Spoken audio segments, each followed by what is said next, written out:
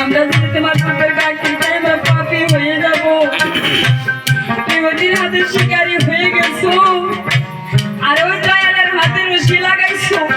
চলো তাড়াতাড়ি যাবো, যে তোমাকে আমার দয়ালকে না দেখতে পারবো সেই তোমার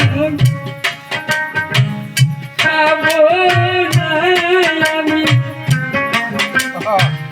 তোমার বুকের গাছিরে তুমি জানো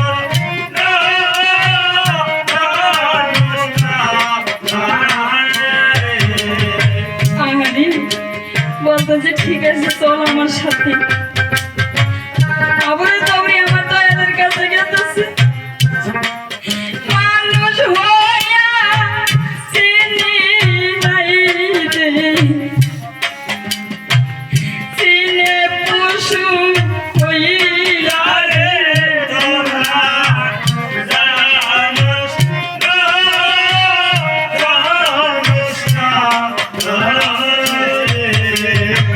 আরে আমার দয়াল বলতেছে ওই যে দেখো একটার বদলে আরো দুইটা ফিরে আসছে। ইহুদি হাত করে দাঁড়িয়ে বলতেছে এটা কিভাবে সম্ভব?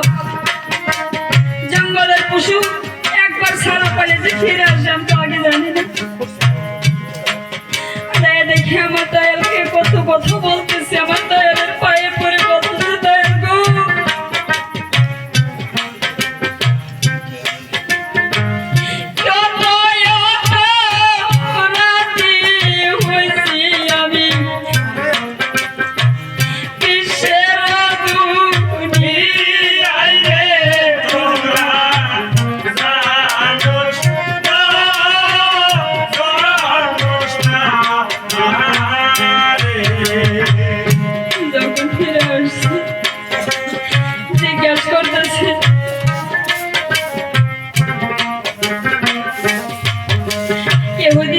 করতেছে আসলে এটা কে? হরিণ বলতেছে আহারে নি দয়ারি পাশার তুই কে আছদ ভুলি আরে তোরা জানোস না, জানোস না। বলতেছে এটা কি? হরিণ বলতেছে ওদিরে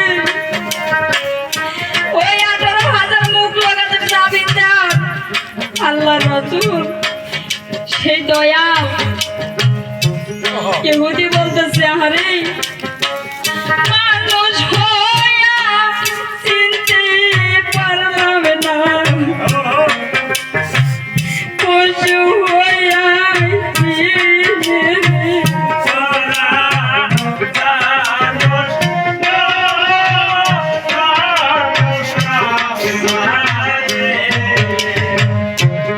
কারণ